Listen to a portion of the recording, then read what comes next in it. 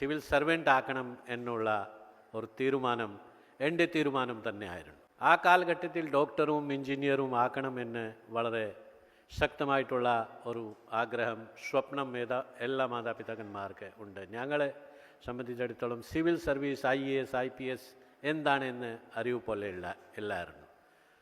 ഇതിനെക്കുറിച്ച് ഒരു വിവരവും ഇല്ലായിരുന്നു. BA വരെ പഠിച്ചത് ഞാൻ എൻ്റെ ഗ്രാമത്തിൽ പശുകൾ മേയ്ക്കാനുള്ള ഒരു പണി കൂടി സൈമൾട്ടേനിയസ്ലി ചെയ്ത് BA ഞാൻ പാസ്സാക്കിയതാണ്. ഇവിടെ സൂചിപ്പിച്ചതുപോലെ ഇംഗ്ലീഷ് മീഡിയം ഇല്ല ആ കാലഘട്ടത്തിൽ, ഹിന്ദിയിലെ മാത്രം. ഒരു പുഴയിലെ പോയി പശുക്കളെ അവിടെ മേയ്ക്കാൻ മുഴുവൻ ദിവസം അവിടെ തന്നെ മരങ്ങളുടെ ഈ ഷാഡോയിൽ ഇരുന്ന് അവിടെ തന്നെ ഹോംവർക്ക് ചെയ്യും, പഠിക്കും. ഇംഗ്ലീഷിൻ്റെ പല വാക്യങ്ങൾ, ശബ്ദങ്ങളൊന്ന് അവിടെ വായിച്ച് കുറച്ച് ഇതിനെക്കുറിച്ച് വിവരം ഞാൻ സമ്പാദിച്ചതാണ്. Because I come from a tribal family background, and we have never seen this kind of, this corrupt practices which happens in the society. But it happens because corruption is a major evil in the system, So I had to confront with that. അപ്പോൾ ചെറിയ അഭിപ്രായ വ്യത്യാസങ്ങൾ വന്നു. പക്ഷേ ഏറ്റവും കൂടുതൽ എനിക്ക് കേരളത്തിലെ എൻ്റെ സ്പർശിക്കുന്ന ചില സന്ദർഭങ്ങളുണ്ട്. അതാണ് ജനങ്ങളുടെ സ്നേഹം, ജനങ്ങളുടെ ആശീർവാദം. Cutting across the party lines. ഒരുപാട് ഗവൺമെൻറ്റിലെ ജോലി ചെയ്യുമ്പോൾ ഒരുപാട് ചാലഞ്ചേജ് വരും. You will have lot of difference of opinions with the political leadership, with the ministers, with the chief minister or whoever it is. But in all the parties, I am telling it from the bottom of my heart that cutting across the party, ഏത് പാർട്ടിയിലെ നല്ല നേതാക്കന്മാർ കൂടി ഉണ്ടാവും. Maybe some people may not like you, but some of the majority of the leaders in any of the political parties, they will stand by you. Openly they may not say anything because of the party compulsions, because of the discipline, but from inside they will give you tremendous support. അപ്പോൾ ഭയത്തിൻ്റെ കാര്യമില്ലായിരുന്നു. നമ്മുടെ ജീവിതത്തിൽ നമ്മളാരാണ്, നിങ്ങളാരാണ് എന്നെ മനസ്സിലാക്കി കൊടുക്കുന്ന പല വ്യക്തികളുണ്ട്. തുടക്കം മുതൽ അവസാനം വരെ നിങ്ങളാക്കിയ ആൾക്കാരെ, നിങ്ങളെ ഒരു ഐഡൻറ്റിറ്റി കൊടുത്ത ഒരുപാട് ആൾക്കാരുണ്ട്. കാര്യങ്ങൾ, നമ്മുടെ കർമ്മങ്ങൾ എല്ലാം ചെയ്യുന്നുണ്ട്. പക്ഷേ നിങ്ങളെപ്പറ്റി നന്നായിട്ട് സംസാരിക്കുന്ന ആൾക്കാരെ മഹാമനസ്സിയുടെ ഉടമസ്ഥൻകാരാണ്. നിങ്ങളുടെ മാതാപിതാക്കന്മാരുടെ, സഹോദരി സഹോദരന്മാരുടെ, സുഹൃത്തുക്കളുടെ ബാല്യകാലത്തിൽ മുതൽ മരിക്കും വരെ ഒരുപാട് ആൾക്കാരെ നിങ്ങളെ സഹായിക്കുന്നുണ്ട്. അവരെ എപ്പോഴും മറക്കാൻ പാടില്ല. എന്നെ സംബന്ധിച്ചിടത്തോളം ഞാനൊരു സാധാരണ കുടുംബത്തിൽ ജനിച്ച് വളർന്ന് എൻ്റെ വിദ്യാഭ്യാസം പൂർത്തിയാക്കി. ഇവിടെ സൂചിപ്പിച്ചതുപോലെ ഡോക്ടറാക്കാനായിരുന്നു എൻ്റെ മാതാപിതാക്കന്മാരുടെ ആഗ്രഹം. എന്നാലും എൻ്റെ ഭാഗ്യത്തിൽ വേറെ കാര്യമുണ്ടായിരുന്നു. അതുകൊണ്ട് ഒരു സിവിൽ സർവൻ്റ് ആക്കണം എന്നുള്ള ഒരു തീരുമാനം എൻ്റെ തീരുമാനം തന്നെയായിരുന്നു. ആ കാലഘട്ടത്തിൽ ഡോക്ടറും എഞ്ചിനീയറും ആക്കണമെന്ന് വളരെ ശക്തമായിട്ടുള്ള ഒരു ആഗ്രഹം, സ്വപ്നം എല്ലാ മാതാപിതാക്കന്മാർക്ക് ഉണ്ട്. ഞങ്ങളെ സംബന്ധിച്ചിടത്തോളം സിവിൽ സർവീസ്, IAS, IPS എന്താണെന്ന് അറിവ് പോലെ ഇല്ലായിരുന്നു. ഇതിനെക്കുറിച്ച് ഒരു വിവരവും ഇല്ലായിരുന്നു. BA വരെ പഠിച്ചത് ഞാൻ എൻ്റെ ഗ്രാമത്തിൽ പശുകൾ മേയ്ക്കാനുള്ള ഒരു പണി കൂടി സൈമൾട്ടേനിയസ്ലി ചെയ്ത് BA ഞാൻ പാസ്സാക്കിയതാണ്. ഇവിടെ സൂചിപ്പിച്ചതുപോലെ ഇംഗ്ലീഷ് മീഡിയം ഇല്ല ആ കാലഘട്ടത്തിൽ, ഹിന്ദിയിലെ മാത്രം.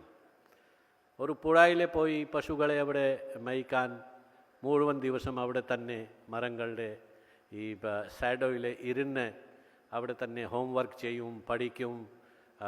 ഇംഗ്ലീഷിൻ്റെ പല വാക്യങ്ങൾ, ശബ്ദങ്ങളൊന്ന് അവിടെ വായിച്ച് കുറച്ച് ഇതിനെക്കുറിച്ച് വിവരം ഞാൻ സമ്പാദിച്ചതാണ്. ഡൽഹിയിൽ പോയപ്പോഴാണ് കുറച്ച് അവിടെ വേറെ ഒരു മാർഗമില്ലാതെ ഇംഗ്ലീഷ് മീഡിയമിൽ പഠിക്കേണ്ട ഒരു കാര്യം ആരംഭിച്ചത്. MA ഡൽഹി യൂണിവേഴ്സിറ്റിയിൽ നിന്ന് ജവഹർലാൽ യൂണിവേഴ്സിറ്റിയിൽ നിന്ന് ചെയ്തതിന് ശേഷം സിവിൽ സർവീസ് എഴുതി കേരളത്തിലെത്തി. കൊല്ലം ജില്ലയിലെ എൻ്റെ ആദ്യത്തെ പോസ്റ്റിംഗ് ആയിരുന്നു. കൊല്ലം കണ്ടാൽ ഇല്ലം വേണ്ട എന്ന് നമ്മൾ പറയാറുണ്ട്. അപ്പോൾ അവിടെ എന്നെ കൂടുതൽ സഹായിച്ചത് ഏറ്റവും ഒരു ബെസ്റ്റ് ആയിട്ടുള്ള IAS ഓഫീസർ ആണ് എന്നെ പരിശീലനം നൽകിയത്, SM വിജയാനന്ദ് സാർ.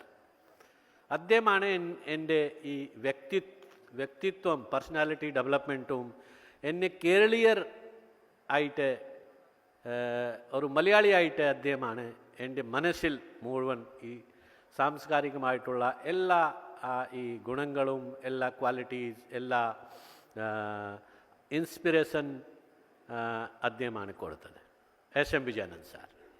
ഒരു വർഷം അവിടെ പഠിച്ചു, അവിടെ പരിശീലനം എടുത്തു. കുറച്ച് മലയാളം അവിടെ മനസ്സിലാക്കാനും സംസാരിക്കാനും.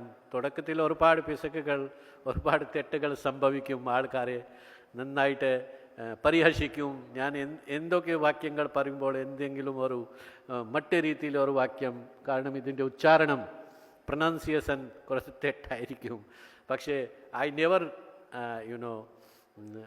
Never took it to my heart. കാരണം വിജയാനന്ദ് സാർ പറഞ്ഞു, അത് നിങ്ങളൊന്ന് ശ്രമിച്ചാൽ മതി, ഇത് തുടക്കത്തിൽ ഉള്ള പ്രയാസങ്ങൾ മാത്രമേ ഉള്ളൂ, ബാക്കിയെല്ലാം ശരിയാവും. അതിനുശേഷം മലപ്പുറം ജില്ലയിലെ പോയി 1991 ആ കാലഘട്ടത്തിൽ EK നയനാർ സർക്കാരുടെ കാലഘട്ടമായിരുന്നു. അപ്പോൾ ഈ ലിറ്ററസി ക്യാമ്പയിൻ, കേരളം 100% സാക്ഷരരായിരിക്കണം എന്നുള്ള വലിയ ഒരു മഹായജ്ഞം, നല്ല ഒരു ലിറ്ററസി ക്യാമ്പയിനിൻ്റെ ഭാഗമായിട്ട് എനിക്ക് പല പരിപാടികൾ സംഘടിപ്പിക്കാനോ സംസാരിക്കാനോ എല്ലാ കാര്യങ്ങളും അവിടെ ചെയ്യേണ്ടി വന്നു. അതിൻ്റെ ഭാഗമായിട്ട് കുറച്ചുകൂടി എനിക്ക് നല്ല ഒരു സുവർണ അവസരം അവിടെ മലയാളം പഠിക്കാനും വായിക്കാനും കിട്ടിയത്. മലപ്പുറം ജില്ലയ്ക്കാണ് ആദ്യത്തെ ഒരു ഫസ്റ്റ് റാങ്ക് കിട്ടിയത് ലിറ്ററസി ക്യാമ്പയിനിൽ അവിടെ. അപ്പോൾ ഇതൊരു നല്ല ഒരു അവസരം കൂടിയായിരുന്നു. ഈ അവസരത്തിൽ ഒരുപാട് ആൾക്കാരോട് എനിക്ക് സംസാരിക്കാനും അവരോട് സംവദിക്കാനും സമയം എനിക്ക് കിട്ടി. അതിനുശേഷം വീണ്ടും ഞാൻ തിരുവനന്തപുരത്തേക്ക് വന്നു. അവിടെ പോസ്റ്റിംഗ് ആയി, ഡയറക്ടർ സിവിൽ സപ്ലൈസ് ആയി. അതിൻ്റെ ഒരുപാട് ചലഞ്ചസ് സിവിൽ സപ്ലൈസ് ഡിപ്പാർട്ട്മെൻറ്റിൽ ഉണ്ട്, കാരണം it's A very corrupt department basically. So because I come from a tribal family background, and we have never seen this kind of this corrupt practices which happens in the society. But it happens because corruption is a major evil in the system. So I had to confront with that. അപ്പോൾ ചെറിയ അഭിപ്രായ വ്യത്യാസങ്ങൾ വന്നു. പിന്നെ പക്ഷേ ഏറ്റവും കൂടുതൽ എനിക്ക് കേരളത്തിലെ എൻ്റെ സ്പർശിക്കുന്ന ചില സന്ദർഭങ്ങളുണ്ട്. അതാണ് ജനങ്ങളുടെ സ്നേഹം, ജനങ്ങളുടെ ആശീർവാദം. Cutting across the party lines.